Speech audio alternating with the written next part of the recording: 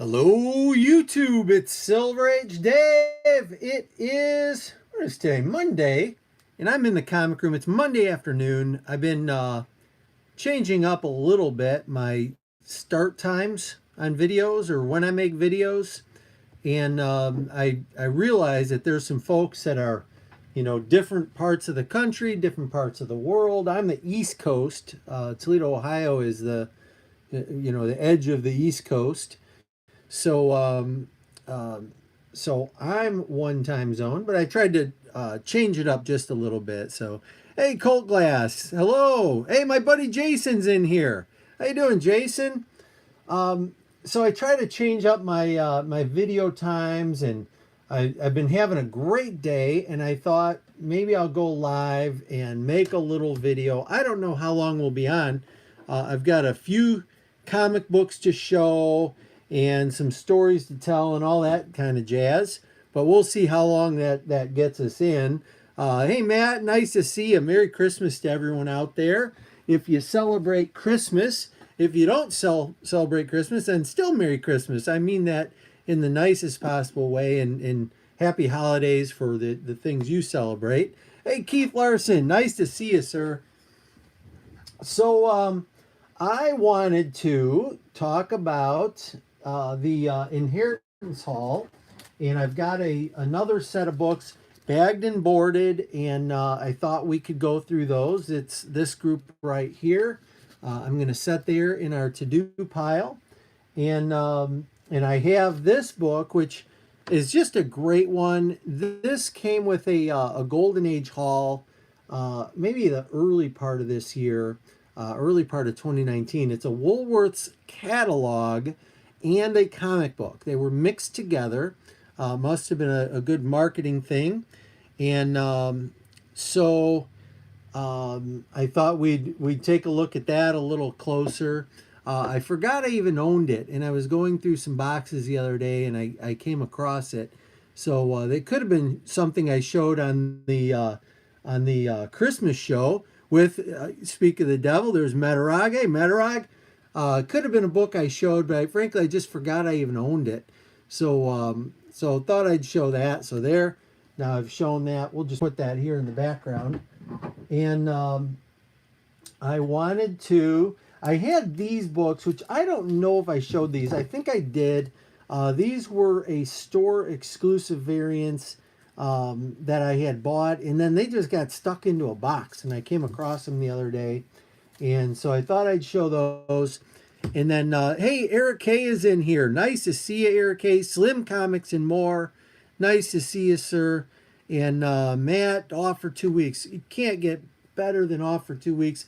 It seems like time off becomes more and more precious, at least here in the United States. I don't know how it is across the pond, but it seems like it's just so easy to work more and more and more, and the time off is a valuable thing. So it's important to take that time off. So as I said in the video title, I have an unboxing, and I had to bring out a second No Creepers Allowed, because this is an unboxing from a very good YouTube friend, and but the names were all over the place on this. So we got a second No Creepers Allowed Zag involved here, and we're going to do an unboxing on this. This comes, of course, from my good friend Roger Metarog, and very exciting. Roger's been involved in some of the more recent hauls I've had. Hey, Dorkery's nice to see you, and he's been kind of assisting me. This Inheritance Hall has been really a confusing one, and I'm not kidding. I'll buy a set of books, and I'll think, man, I think I did okay, and then I'll buy another set, and one of them I was sick to my stomach because a lot of them were cut up once I got them opened up. But all in all, it's nice to have a friend to talk about this stuff, and and to go through things. So one of the hauls, I don't think I've shown it yet. It happened to have a Mark Jeweler insert in it, which I couldn't believe. Shortly before that, I had a conversation with Roger, and I said, you know what, one thing I never find here, we don't have any army bases or military installations real nearby, and I just never seem to find the Mark Jewelers. I mean, I have a few, but very few and far between finding those things. And anyone who's subscribed to Metarog's channel knows that he came across a whole slew of these. So he said, Dave, I'm going to send you something. So I'm just guessing that this might have some Mark Jeweler inserts in there. So here we go. We're going to unbox this. In advance, thank you to Roger. Hey, Bill, nice to see you. Thank you so much. Happy holidays, he says. That's perfect. That's the sentiment it needs to be on YouTube, is just, everyone getting along and working together. And that's all this thing is. This channel is our channel. I just love that people have been so much a part of this. Okay, let's see what we've got here. We've got a letter, as is Roger's way. It says, oh, wow, Roger, this is awesome. He's got a few Mark Jeweler inserts in a DC Universe logo variant, which is beautiful. Thank you. And I knew you have very few of these, and then just wonderful. For my invaluable friendship. Thank you so much, Roger. So let's take a look and see what Roger went and did here. I'm going to try to give these cuts very gently and open this up. I am, if I sound a little bit out of it, I ran 20 miles this morning, and I didn't even drink one water bottle. So I drank part of one, but I kind of dehydrated myself. So in addition to the Bud Light that always accompanies me in the comic room, I also have a glass of water. But if I sound a little raspy, I think that's what happened, is I went a little too far and wasn't really hydrating properly. Okay, so let's take a peek here. This first book, we have a Superboy #1, and I'm going to put this note over here. So we have a Superboy #1, Reign of Tomorrow, DC Universe logo, which these are awesome to find. I just love finding these. I was watching I always mess up the name, Key Comics Collector. He had a new video. He was off YouTube for a little while, but he had a new video he just put out today, I think. And he came across a DC logo variant on the cheap, a really nice Superman. And it's another thing that I don't see. And what he said is Key Comics Market Watch. That's it. Yep. And one of the things he points out, and especially buying collections, but if you go to antique malls or flea markets or that, when you're flipping through comic books, what's happening is, I'll sink this one in the middle. You're going through them and you're seeing them like this. You're not necessarily looking all the way down to where the DC logo variant is. And what he said is that he picked up a bunch of them buying a collection, but he didn't even know they were in there, because this stuff's on the bottom. When you're buying a collection, generally, the way I do it, I'm just looking at the tops. I'm not searching down here. So that was a cool find. And so thank you, Roger. I love all that awesome stuff. Oh, you're kidding me. You have got to be kidding me. All right. So the last really 2 years, I've been focused on all the horror and the weird stuff, westerns and war stuff. And so we have here a Mark Jeweler. It's Midnight, The Witching Hour, number 37. Roger, I'm going to open this up. And this has, it looks like the star maybe on there, but it's really hard to make it out. And for people not familiar with the Mark Jeweler variants, basically these comics were only sold on military installations, and the idea was the book would have this thick cardstock jewelry advertisement inside of it, and these young soldiers that were shipping out, they could order jewelry for their girlfriend or wife, and and get that stuff shipped, and it shows the enlistment dates on it, and it just was a really really cool part of comic history. And like I say, I never come across these. So Roger, you really picked out a perfect comic book there for me. I love it. Plus, it's midnight. The Witching Hour is just a great one to have. I love the series, and can't thank you enough for that. Very generous. And then on the other side of that, we have Warlord number 76. And this one looks to be a newer version. Now, I am not an expert on the Mark Jewelers, and even if I was an expert, I would probably forget it because I don't remember stuff great. But this is a modern version. Okay, so it's a 75-cent, December 1983, and it's a more modern version of the Mark Jeweler insert, but still an awesome Mark Jeweler insert. So that is just great. I can't thank you enough. Plus, it's got Mr. T in there, and a Smurf, and the Hulk, and it's just beautiful. So Roger, thank you so much, my friend. I've got a package that is going to be coming your way, and I think you'll like it. I was going to hold off, and we talked about some things, but I've got some I think you're really going to like, and so be prepared. At some point after the holidays, that'll be on its way to you. Thank you, sir. Okay, so let me put these over here, and let's talk about this inheritance haul. After I say hi, if I missed out anyone, I'm going to take a sip of water, and I'm going to look at this chat really quick.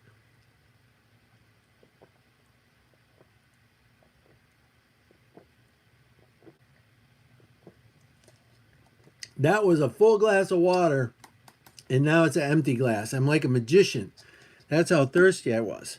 All right, so it looks like Eric K is starting out some weight training and brisk walking. Very good. Next year, 2021. 2021. Doesn't that sound odd? How can it be 2021 coming up soon? I think 2021 will be 10 years for me running. And when I started off, I was so unbelievably unhealthy. I couldn't run a quarter mile without feeling like I was going to throw up. I was crazy overweight. I had an ankle that would sprain anytime I did anything. I could look at a crack in the sidewalk and I'd get a sprained ankle.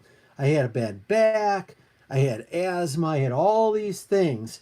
And it literally, it just starts one little bit at a time. You put one foot in front of the other, right? Just like the Christmas song, and then the good things come out of that. So stick with it, Eric K.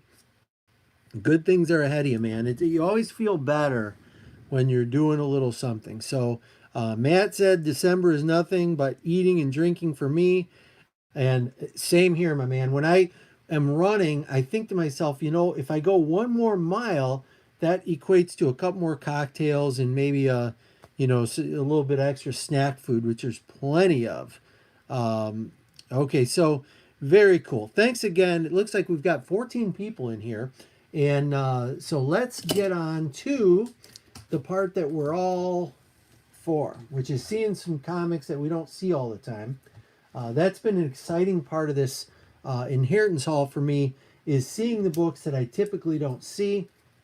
So let's start with, these are all GI Combat, all of these, which I absolutely love the series. This is GI Combat number 199. And these are both fairly high grade. They fall into, maybe 8 point, something, somewhere in there. So we got multiples on them. And this is an odd one. Check this out. All you history of comic book people, this one was tricky for me to grade. Okay, so we got a 30 center, February 1977, and we have handwriting on the cover, which is 113. So what I'm doing is I'm marking that as a date stamp. Okay, I'm counting that like it's a date stamp. It doesn't say Fred. It doesn't have like math computations on it. I think it's reasonable to think that for a February issue of GI Combat in 1977, it would have been received by the store January 13th. So I'm not subtracting for that handwriting on the cover. The rest of the book are white pages, beautiful.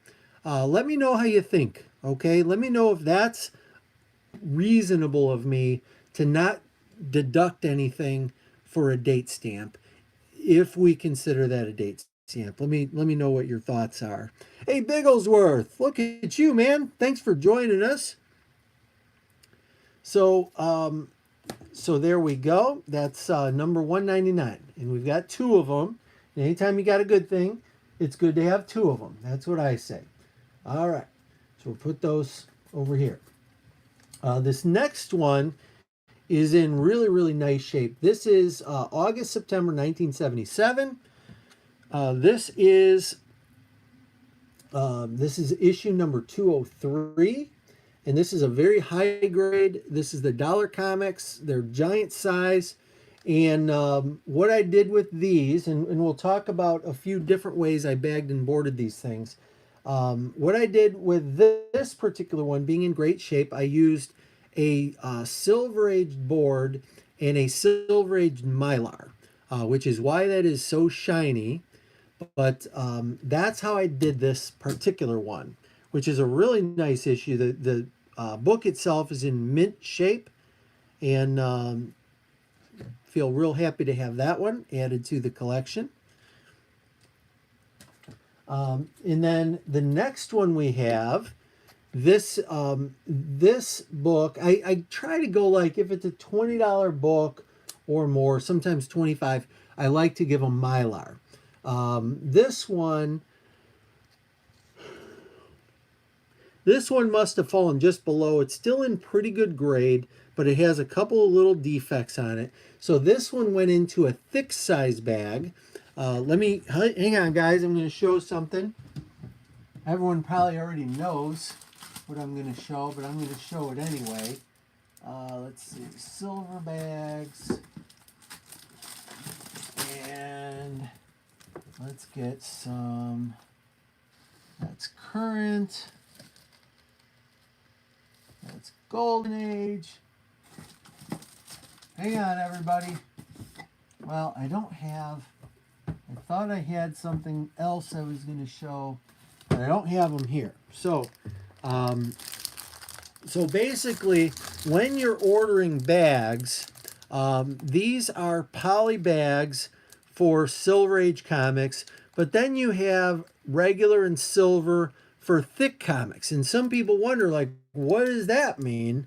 And it basically means when you're doing, excuse me, when you're doing giant size books that are extra thick, the Mylar gives you extra space. Well, these books in the poly bag, you really have to have the thick comic size to accommodate them, because they are pretty thick. This particular book. So that's in a poly bag. I'll put these over here. All right. Then I was really happy. I was talking to Roger when these came in. I did a FaceTime with him and we're talking about them. And I have tons of GI comics or GI Combat comics. And the problem is I haven't read them in a long, long time. And I forgot about how beautiful the wraparound covers are. Now, not all of them have wraparound covers, but a lot do have them. And so in this particular case, what I did is I used a Mylar, and then Roger had reminded me of this old trick. I used a current size board. Okay, I didn't use the silver size board because I didn't want to push the comic too tight against the, the edge here. I didn't want pinching to happen on this side. So it's a current size board, and it's a Silver Age Mylar. But what this allows me to do is we put that board right in the middle. So you find the very center of the book, and then when you have that wraparound cover, you get to see both sides, but the comic has plenty of protection, okay? Now, I wouldn't ship it in the mail with just this. I'd sandwich the heck out of it if I was to ever mail something like this. But for the case of seeing a wraparound cover, it's a very effective tool. One of my YouTube friends, Jay Boxer, had asked recently about the clear backing boards. I remember Alex Comic Hoarder a year or two ago did a review on them. And I never bought one. I never spent the money for clear backing boards. But besides that, I like to write information on my backing board. So by centering this guy in there, it gives me enough information I can write, or enough space. I can write the information I want to know on there. Like this one's white pages. I put a little grade range on it. And it just presents beautifully. Okay, and that's what a lot of these GI comics, or GI Combat comics, that's hard to say a bunch of times in a row, they had great wraparound covers. So there's a few of them in here that have the wraparound covers, and I was, very careful to make sure that we're seeing the back. And then this one here, I'll do a shout out to my friend Ron. It's the Jill Hensley channel. He's a retired Navy deep sea diver. So anytime we see that, of course, we think of old Ron Hensley. And that's why I've got the flag here. Okay, we're talking GI Combat, and it's always important to remember how lucky we are, those of us who are home with our families. Well, there's a lot of guys that aren't home with their families, and there's a lot of guys that have sacrificed so that we could be home with our families. So thank you, Ron, and so many other members of the community that have served. And thanks to those who are out there this season, holiday season, serving and protecting us. Okay, so here we have another one. This is GI Combat number 213. That last one, I don't think I said the number was 212. So this is 213. Look at that beautiful cover on there. Yeah, Kubert killed it. Hey, Lawrence, King of Comicdom is in the house. How you doing, Lawrence? And who do we have here? Comic Mag Musings. Nice to see you. Thank you so much. I hope I didn't miss anybody. Yeah, these are absolutely beautiful comic books. And this one is a fairly high grade, potentially a 992. So we did the same trick on this one. Silver Age Mylite 2. We have a current size board that sits right in the middle of the comic book, and that allows us to see the wraparound. Okay, and I really wish these were in multiples because I'd be showing the whole thing. Okay, I'm not going to pull it out of the bag to show the front and the back, but absolutely beautiful artwork. And the GI Combat, these dollar comic issues were really, really cool because they gave you all these different stories. Sometimes you read one of these giant sized books and they take forever. And these are more bite-sized stories that are happening within. Hey, Captain UK Pop Culture Fun. How you doing, my friend? All right, so GI Combat there. Great war stories in general. And I did read a few of the stories and just get a kick out of them. Just absolutely love them. All right, so this one's 216. This is from October 1979, issue number 216. And this one is in really nice shape, but didn't warn a Mylar, didn't have a wraparound cover. So this one just a poly Silver Age bag and board. And really, really nice. I'll try to zoom in on some of this stuff.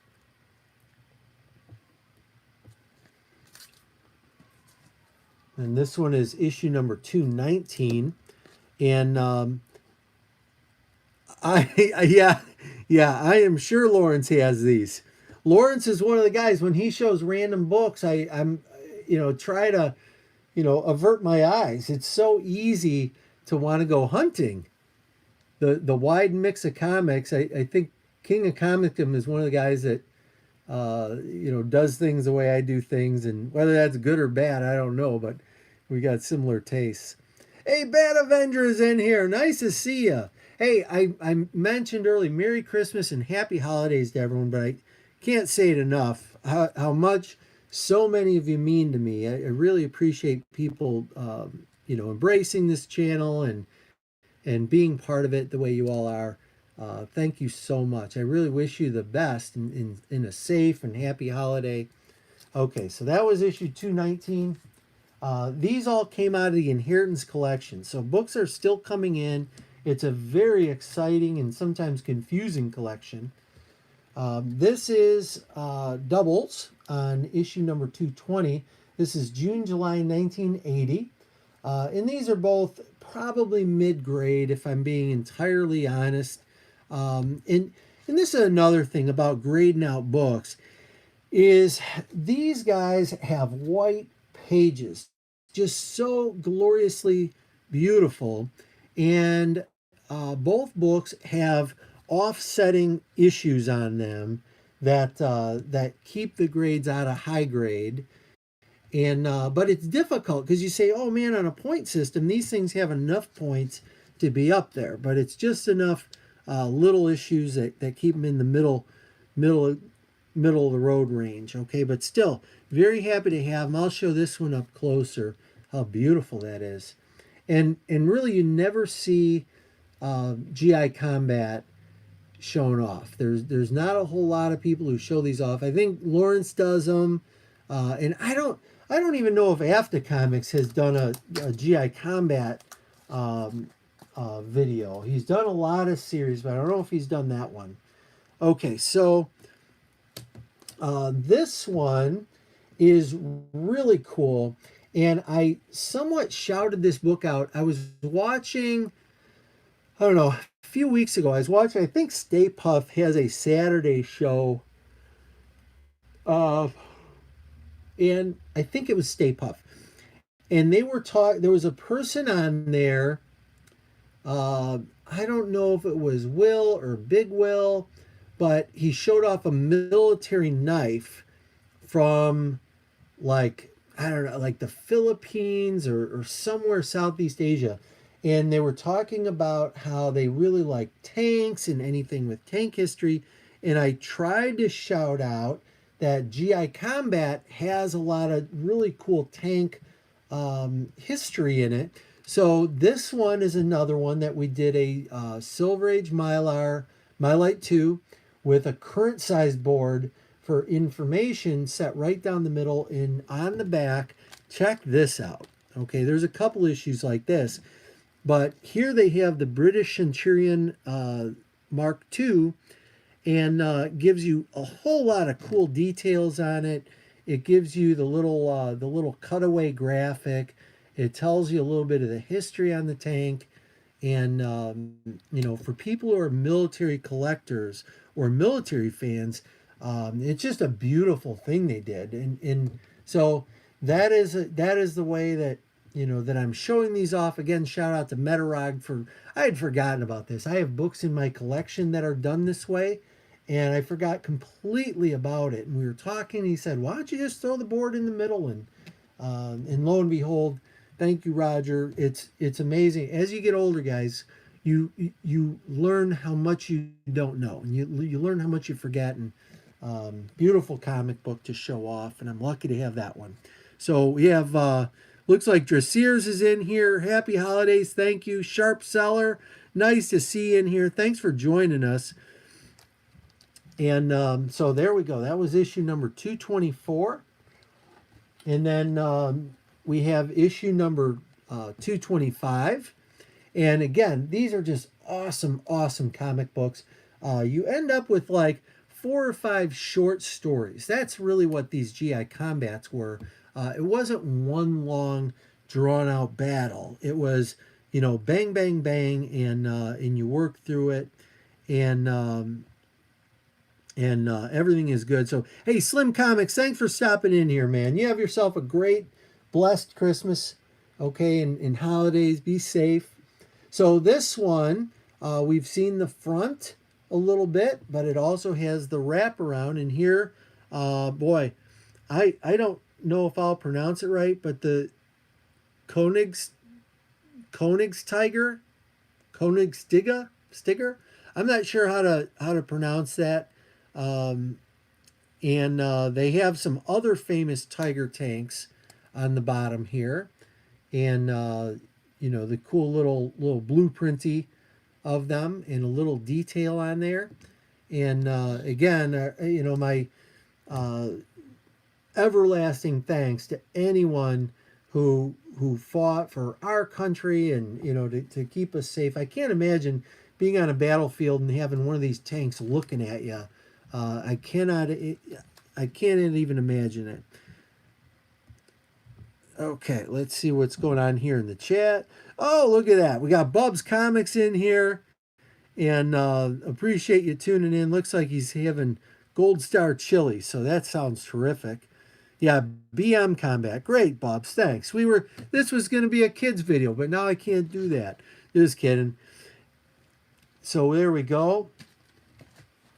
And we've got another one, 229, with a wraparound cover. And this one is in a really high quality, high condition. And and the back here, now we go into small arms. Okay, they call it the Combat Album. Belt buckle booby trap is this.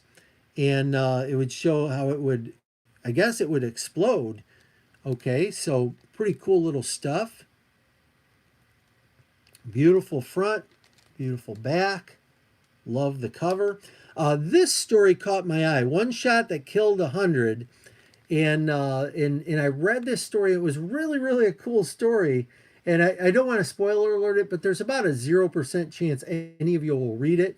So basically what happens, you know, the Nazis take over this town, and the first thing they go is they go into the butcher shop, and they take all the meat, all the prime cuts of meat, and, you know, leaving the people nothing. And there's, you know, one kid that works in the butcher shop, and he's delivering the stuff, and he's about to like say something, and all of a sudden he gets shot, and one of the townspeople shot him. And then, like, you know, there's this whole uproar about like, oh my goodness, I can't believe that happened. And then later to find out the next day, all the German soldiers are dead, and like 100 soldiers are dead. Well, it turns out it was all poisoned meat. They were going to use it to poison wolves that had been terrorizing the city. So it's a far-fetched story, probably not a true story, but one shot that killed 100 caught my eye. And again, they're great short stories, good books to have. I'll move a little faster here through these. I'm kind of lingering. This one is issue number 231. And another front and back, you know, it's a wraparound cover. So cool front cover. And then on the back, they have the 40 millimeter grenade launcher, M79. And they have the whole story of that weapon. And they have the artillery for it. They show it in use and what it was used for. Pretty cool. So not only did you get some great stories, you got some great Joe Kubert art, and then you found out a little bit about military history. And the other cool thing that I didn't point out earlier is this right here. No ads, 0 ads. You pay $1, you get all comic book, which I think, again, it's pretty cool. 5 great stories, and you know, very worth $1. So we got a couple more left here.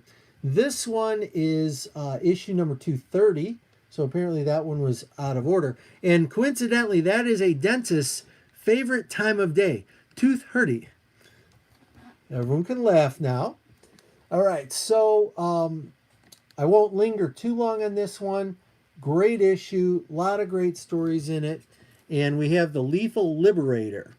Okay, that's the weapon of choice. And they're showing that one off.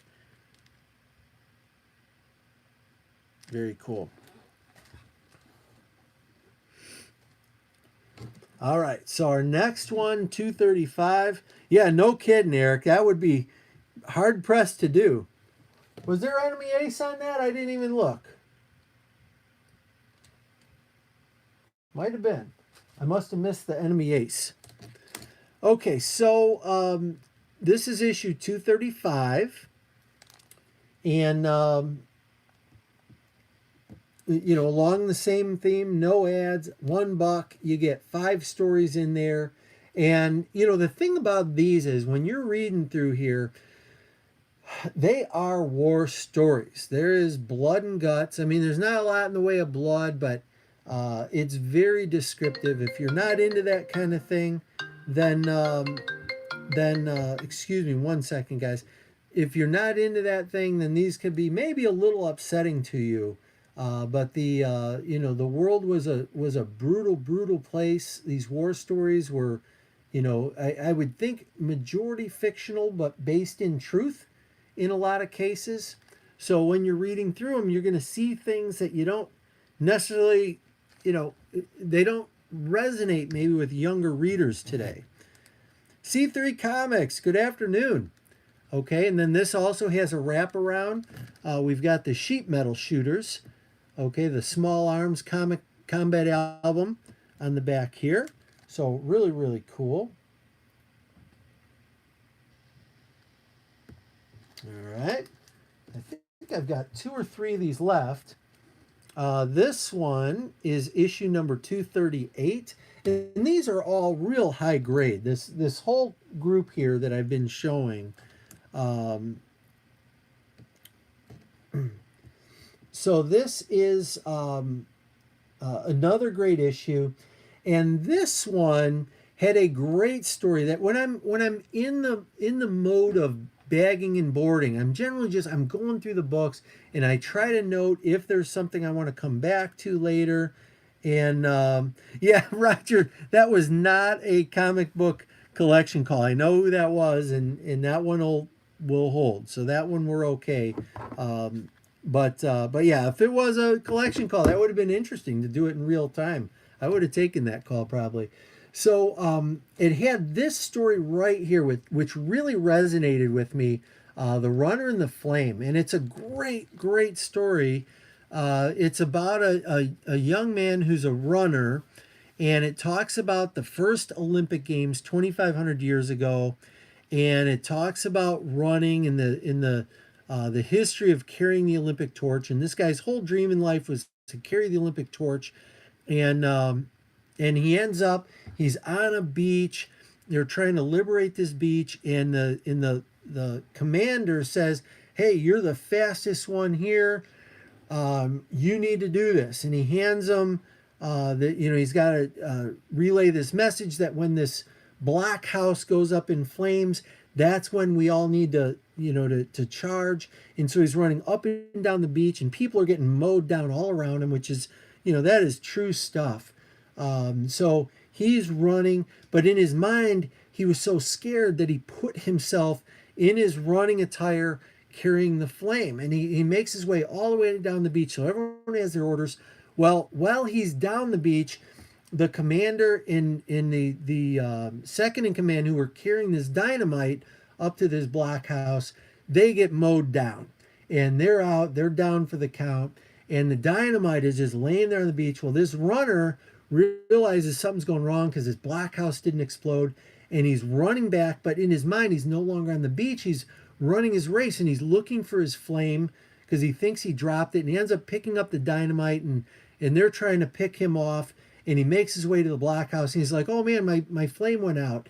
And he lights it, and he goes up in flames with the black house. And it's really just a tremendous story. Again, these are fictional stories, but it gives us an appreciation for the people who have, gone before us, and the people who have fought for our freedom. So that's really it jumped out at me. Plus, being a runner, it jumped out there also. Hey, Paulo, nice to see you. Thank you, sir. Always a pleasure to see Paulo in here. So great issue. And this has a highlighting military holsters. Okay, so that's a front and back. It's a wraparound cover, and cool military history. All right. So then we've got issue number 240. This is a fairly high grade issue. Kind of cool. I did not read any of it, but I'll look forward to reading it. Pretty crazy.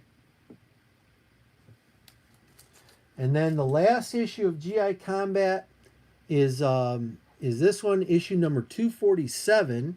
I think there was like 260 total issues in this. So this is getting very close to the end of the series. This is November 1982, and still $1. Still a lot of story for $1. 1982 comics were what, maybe 60 cents? So for $1, you got a lot more stories, a lot more art, and it was, generally an enjoyable read. But I think by that point, the war stories had fallen off, and of course, the superhero world was the big world. Hey, C. Woodard, thanks for joining us, man. So that's the haul from the Inheritance Hall. That's the GI Combat books that ended up coming my way. I've got a bunch more. I've been a bagging and boarding demon. I just bought 1,000 more Silver Age boards. Just came in 1,000 more Silver Age polys, 1,000 more current age polys, and I've got 200 more Mylite 2s coming, the Silver Age, and I have just been bagging and boarding like crazy, trying to, there was a point this year I was organizing the comic room, and now I'm organizing the auxiliary comic room, because that has filled right up. Hey, 288 issues. Thank you, Bigglesworth, for that. It's always nice when we can have a live stream. I appreciate so much when you guys help me out with things and, guide me on that. So unless anyone has questions for me, I just want to show off these AOKs from Metarog again. That's a Superboy DC Universe #1. Okay, Reign of Tomorrow. Beautiful book. Thank you, Roger, for that. And then he sent me, I call these the modern Mark Jeweler, 75 cent. This is Warlord, okay, number 76. And it has the Mark Jeweler insert, which I never find. So really, really appreciate that so much, Roger. And then, if I have to pick a favorite out of these, my favorite on here is absolutely going to be this Witching Hour number 37. With the old Mark Jeweler in there. This is a beautiful issue. The interior is in great shape. Just really beautiful page quality. And this is number 37 from December. Boy, my eyesight's failing me. It looks like December 1973.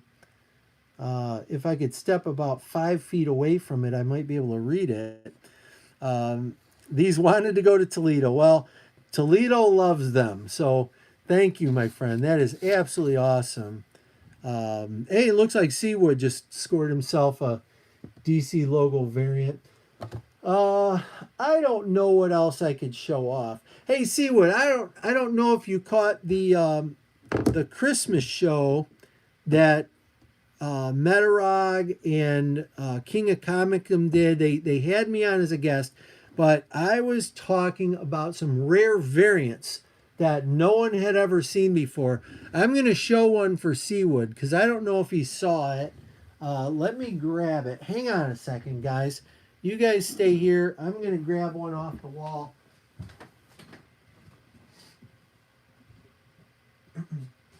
I showed this as I'm limping around. I showed this, Seawood. A lot of people are familiar with this, which most people have seen before. It's the first Swamp Thing ever. And a lot of people don't know that at the time, DC had a Christmas in July. This is July of 1971, June, July 71. They had a Christmas in July. And this wasn't actually the first cover. They had a first cover that they ended up pulping. And I think I have the only copy on the planet. And I'm very fortunate to have it. This is the original cover that they went with this because they wanted Swamp Thing to be scarier. But initially, that was the Christmas in July cover. So no one has ever seen that probably. That one's for you, Seawood. I knew you'd like that. All right, obviously that might not be a true variant. All right. Anyway, guys, that's about it. I didn't see any other questions. Hopefully, Yeah, I was just making that up, Seawood. That wasn't for real. I hope you're not going to go looking for those.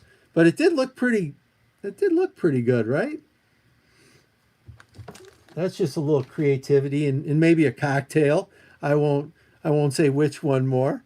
Uh, so so anyway, yeah, that was a fun show, Roger. Thanks for including me in that. Guys, I don't have anything more to say. I was so thirsty today during this live stream because of my run. I didn't even end up getting to this Bud Light. So know what that means? That means I can have a couple of these later, and I'll be just fine.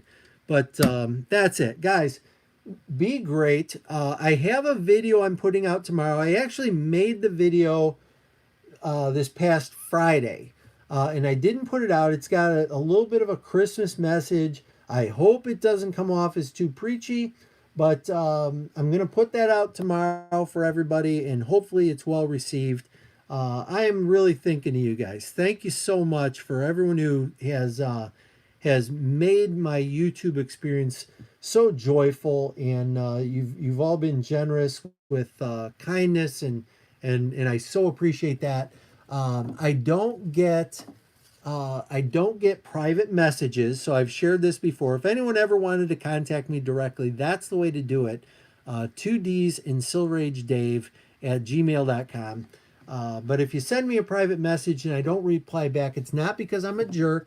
It's because I just will never get the message. Not that I'm not a jerk, but that's not the reason. So, with that being said, you guys have yourself a Merry Christmas. Take care of yourself, okay? And know that I'm thinking of you, okay? Smile a lot, be happy. Santa's watching. You got one day left, guys. Be good. Silver Age Dave is out.